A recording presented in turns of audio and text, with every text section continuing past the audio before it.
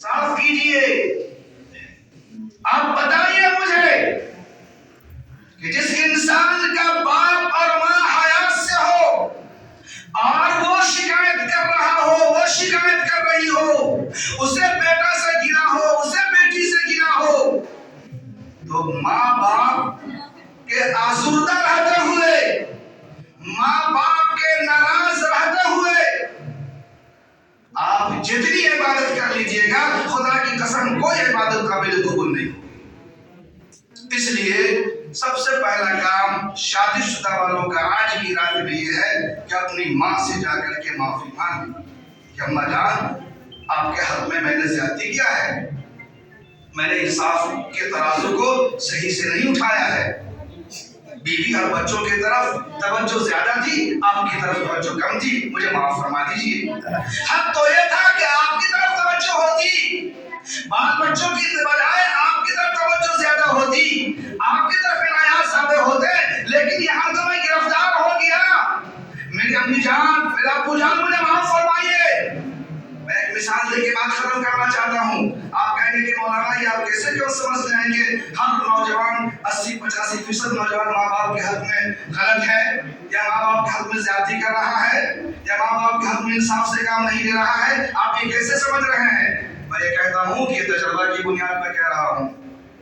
बड़े बड़े और अच्छों को देखा है मैंने कि अगर बीवी बीमार हो जाए, बेगम बीमार हो जाए, वाइफ और अहलिया बीमार हो जाए, औलाद और बच्चे बीमार हो जाए, तो वो ऐसे बेकरार होते हैं, ऐसे मुस्तरिब होते हैं, ऐसी परेशानियां उसके ऊपर लाहिक होती है, जिस तरीके से समंदरों से और तालाबों से और नहरों से जिंदा मछली को खुशकी बनाकर छोड़ दिया जाए और वो मछली उस वक्त तक तड़पती रहती है जब तक उसको दोबारा पानी में न छोड़ दिया जाए, या तो मछली जड़ बहक हो जाती है या फिर पानी में जाकर करार पाती है। उससे ज्यादा एक माँ बाप अपनी औलाद के लिए, अपनी बीवी के लिए तड़पता है और मुस्तरिब रहता है। क्या ये बात सही नहीं है? ये बात सही है। वो चाहता है कि अच्छे से अच्छे डॉक्टरों के पास ले जाओ ताकि मेरी बच्ची का और मेरे बच्चों का सही इलाज हो सके, वो जल्द से जल्द सेहतियाब हो जाए, वो तंदुरुस्त और दवाया हो जाए, वो सही हो जाए। ये फिक्र तमाम माँ बाप की होती है। आप आइए, एक तरफ आपकी ये फिक्र अपने बच्चों के साथ, अपनी बीवी के साथ, अपने अहलिया के साथ और अपनी बेगम के साथ है, वहीं एक तरफ आपका बूढ़ा बाप, आपकी बूढ़ी माँ अपने बिस्तर पर, अपने बेड पर लेटी हुई होती है, कराह रही होती है, दर्द से जूझ रही होती है और करवट दर करवट ले रही होती है। उन्हें चैन नहीं मिलता, उन्हें करार नहीं मिलता, उन्हें सुकून नहीं मिलता, उन्हें राहत नहीं मिलती, उन्हें इत्मीनान हासिल नहीं होता। जब बीमार पड़ता है और घर की एक अहलिया जब बीमार पड़ती है, तो दोनों के इलाज कराने के मामले में चांद सूरज जितना वाज़े है, उससे ज्यादा यहाँ पर तफरीक वाज़े होती है। माँ बाप को ज्यादा से ज्यादा बड़ी परेशानी में है, तो क्या करेगा? डॉक्टर बकाउल्ला साहब को बुला के एक सुई दिलवा देगा बस, या गुलाब बाबू को बुला लो, उसी से सुई दिलवा दो, राजा रहमानी को बुलाओ, उससे एक दो सुई दिलवा दो। सुई के बाद भी अपने आप को एडजस्ट नहीं हो पा रही है, ठीक नहीं हो पा रही है, और अपने दर्द को अपने बच्चों के सामने बयान कर रही है, तो झिनझिना करके उससे पेश आता है, क्या मैं तुम्हारे इलाज में अपने आप को बेच दूं? ये जुमला है, मैं बेच दूं? मैं क्या करूं? मैंने तो टैबलेट्स दिलवाई, मैंने इंजेक्शन दिलवाया, मैंने पानी चढ़वाया, मैं तो ये सब कुछ कर दिया, मैं क्या करूं?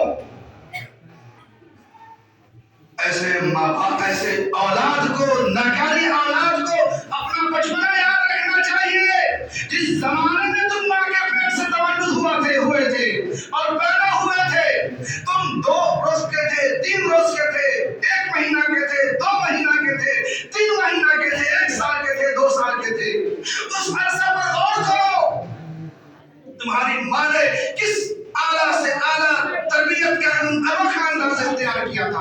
کتنی پریشانیاں اٹھائی تھی، کتنی تکلیفیں ان کو ہوئی تھی۔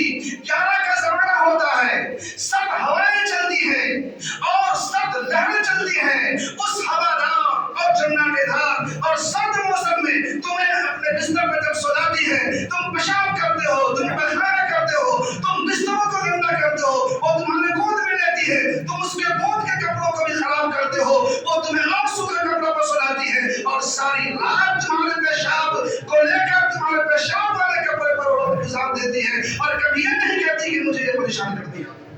یہ ہے ماں، یہ ماں ہے، اور اس ماں کی تکلیف سے تم کو تکلیف نہیں ہوتی، اس کی بے چینی سے تمہیں بے چینی نہیں آتی، اس کے اضطراب سے تمہارا دل مضطرب نہیں ہوتا، اور اس کے شوق کو تم شوق نہیں سمجھتے، اس کی خواہشوں کو تم خواہش نہیں سمجھتے، اس کی خدمت کو تم خدمت اول کا درجہ نہیں دیتے۔ یہ کتنا بڑا پاپ اور جرم ہے، یہ جرم ہے۔ یہ